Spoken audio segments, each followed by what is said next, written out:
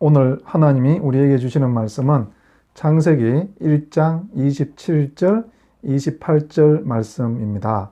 제가 봉독해 드리겠습니다. 하나님이 자기 형상 곧 하나님의 형상대로 사람을 창조하시되 남자와 여자를 창조하시고 하나님이 그들에게 복을 주시며 하나님이 그들에게 이르시되 생육하고 번성하여 땅에 충만하라. 땅을 정복하라. 바다의 물고기와 하늘의 새와 땅에 움직이는 모든 생물을 다스리라 하시니라. 아멘. 하나님이 다스리시는 나라 세 번째 시간, 오늘은 하나님의 형상을 따라 지음받은 사람, 이런 제목으로 말씀을 나누고자 합니다. 하나님께서 모든 만물, 이 공중의 새와 땅에 있는 식물들, 짐승들, 바다의 물고기들, 이 모든 것을 만들고 난 뒤에 이제 사람을 만들었습니다. 그 사람을 만들 때 다른 것들하고 비교가 되는 것이 무엇입니까? 하나님의 형상을 따라 만드셨다는 것입니다. 이게 무슨 뜻일까요? 많은 사람들이 이게 무슨 뜻인가에 대해서 연구를 하고 토론을 하고 그렇게 했습니다. 그래서 지금은 이제 거의 이 결론이 났는데요. 그 결론적으로 이 어떤 뜻인가를 말씀을 드리자면, 하나님의 형상대로 사람을 만들었다는 것은요, 하나님의 통치를 이 땅에서 대행해서 실현할 존재. 그러니까 원래는 하나님이 왕으로 오셔서 다스려야 되는데 하나님이 영이시니 이 땅에 오셔서 다스릴 수가 없고, 그 하나님의 통치를 대행해서 다스릴 왕적인 존재를 만들었는데 그것이 사람이다, 이런 뜻입니다. 쉽게 말하면 하나님은 사람을 이 땅에 왕으로 만드셨다는 것이에요. 하나님을 대신해서 이 땅을 다스릴 존재. 여러분, 우리는 이렇게 존귀한 자들입니다. 여러분, 우리는 그냥 아무렇게나 세상에 태어난 존재가 아닙니다. 실존주의자들이 말하는 것처럼 그냥 우연히 세상에 던져진 그런 존재가 아닙니다. 하나님께서 이 세상에 있는 새들과, 그죠? 또 땅에 있는 짐승들, 바다에 있는 물고기들, 모든 이 생명체들을 다스리기 위해서 그 하나님을 대신해서 누구를 보냈고, 하나님이 계획하셔서 우리를 이 땅에 태어나게 하신 것입니다. 우리는 그만큼 존귀한 자입니다. 여러분, 우리 중에 아무도 존귀하지 않은 사람이 없습니다. 남자건 여자건요, 또 그 사람이 돈이 많건 돈이 없건, 또 그 사람이 건강하든 또 병이 있든, 우리 모든 사람은 하나님의 형상을 따라서 이 땅에 와서 하나님의 왕의 역할을 대행할 그런 사람이라는 것입니다. 사랑하는 우리 형제 자매 여러분 존귀한 자입니다. 저도 존귀한 자고요. 그래서 우리가 하루하루를 살아갈 때 여러분, 이 존귀함을 잊지 말아야 됩니다. 나는 왕이다. 여러분, 왕은 걸음도 그냥 걷지 않습니다. 왕은 말도 함부로 하지 않죠? 왕은 모든 것들을 그냥 넘겨가지 않습니다. 모든 것들을 생각하고 이것을 어떻게 해야 될지 이렇게 마음 가운데서 늘 되새기면서 어떻게 하면 백성들을 편하게 할 것인가를 생각하는 것처럼, 우리는 이 땅의 왕으로서 이 땅을 어떻게 잘 다스릴 것인지를 늘 생각해야 되는 것이죠. 그런데 여러분, 내 혼자 생각하는 것도 한계가 있지 않습니까? 하나님께서 우리를 이 땅의 왕으로 보내실 때요, 특별히 우리에게 또 한 가지 특권을 준 것은요, 하나님과 교제할 수 있다는 것입니다. 여러분, 이 땅에 있는 모든 것들은 하나님과 교제할 수 없습니다. 사람만이 유일하게 하나님의 말씀을 들을 수 있고, 하나님의 뜻을 깨우칠 수 있고, 또 우리의 이 간구를 말씀 드릴 수가 있고요. 그래서 답을 얻을 수가 있는, 이것을 영적인 교제할 수 있는 존재, 이런 뜻 아닙니까?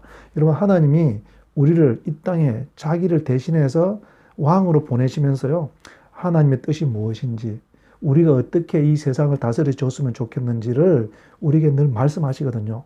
우리가 그 말씀을 어떻게 들을 수 있습니까, 여러분? 산에 올라가서 기도할 때 들을 수 있습니까? 물론 그렇게도 가능하겠죠. 그런데요, 하나님의 말씀, 하나님의 뜻이 가장 잘 나타나 있는 것은요, 이 하나님의 말씀인 성경입니다. 성경을 읽으면요, 거기에 하나님의 마음이 있고, 거기에 하나님이 내가 어떻게 이 세상을 다스려야 될지를 가르쳐주는 원리와 원칙이 들어 있습니다. 여러분, 그래서요, 우리는 늘 말씀을 가까이 하고 그 말씀에서 하나님 뜻을 깨우쳐서 이 세상을 다스리는 그런 존재라는 것이에요. 여러분, 저도 말씀을 통해서 하나님의 뜻을 많이 깨우쳐 갑니다. 제가 신대원에 입학했을 때인데요. 첫 시간 수업을 할 때였습니다. 그 양지 캠퍼스에는 3월인데도 눈이 오더라고요. 첫 수업을 하는데 창밖에 눈이 내리고 있습니다. 제 마음이 혼란스러워졌어요. 그때 이미 제 아들이 자라 있었고 또 가정의 경제가 필요했기 때문에 아내가 돈을 벌고 있었고 그래서 제 마음은 참 힘이 들었습니다. 내가 지금 공부를 해도 될까? 내 아들을 공부시켜야 되지 않을까? 내 아내가 저렇게 고생하고 있는데 내가 이렇게 공부를 하는 것이 이게 하나님 뜻일까? 이런 내 마음 가운데 혼란이 일어났습니다. 분명히 하나님께서 나를 부르셔서 내가 신대원까지 왔죠. 그럼에도 불구하고 그런 혼란이 있더라고요. 그런데 그때 주의 성령께서 내 마음의 문을 노크를 하셨습니다. 문을 제 마음을 두드렸죠. 종배야, 너 지금 무슨 생각하고 있냐? 그러면서 저에게 이런 질문을 하셨습니다. 너 혹시 오병이어라는 이야기 아느냐?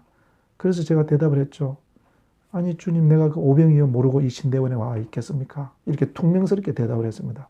그랬더니 주님께서 저에게 또 말씀하셨습니다. 오병이어는 한 사람의 도시락 아니냐? 네가 지금 오병이어 같이 네 인생에 네 밥값도 못한다고 그렇게 한탄하고 있고 그렇게 혼란스러워하고 있느냐? 그런데 종비야, 걱정하지 말아라. 내가 너를 통해서 수많은 사람들을 먹이고 수많은 사람들을 일으키고 수많은 사람들을 영혼을 구원할 것이다. 그렇게 주의 성령께서 나에게 말씀하실 때요. 내가 신학을 공부해야 될 이유를 분명히 알았고요. 그날 이후 지금까지 내가 신학을 하고 사람들에게 말씀을 전하고 또 내가 하나님의 뜻을 찾아갈 때 그때처럼 의심하고 그때처럼 흔들리지는 않습니다.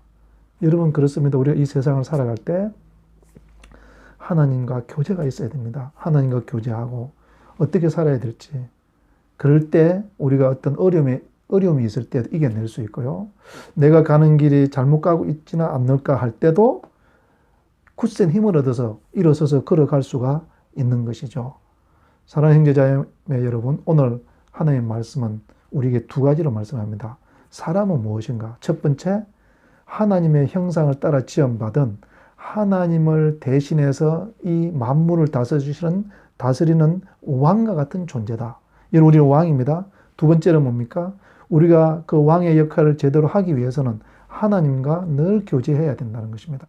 오늘도 하나님과 이야기하면서 하나님께 묻고 또 하나님의 음성을 듣고 그렇게 우리 하루하루를 잘 살아내시기를 우리 주님의 이름으로 축복합니다. 기도하시겠습니다. 주님, 그렇습니다. 내가 하나님을 대신해서 이 땅을 다스리는 왕이라는 것을 다시 한번 기억하게 하시니 감사합니다. 그리고 지금 내가 왕이지만 내 마음대로 이 세상을 다스리는 것이 아니라 주님의 뜻을 깨닫고 하나님의 마음을 알아서 우리의 가정을 돌보고 또 우리의 직장을 돌보고 또 우리 성도들을 돌보고 우리나라를 돌볼 수 있도록 하나님 늘 말씀하여 주시옵소서. 예수님 이름으로 기도드렸습니다. 아멘.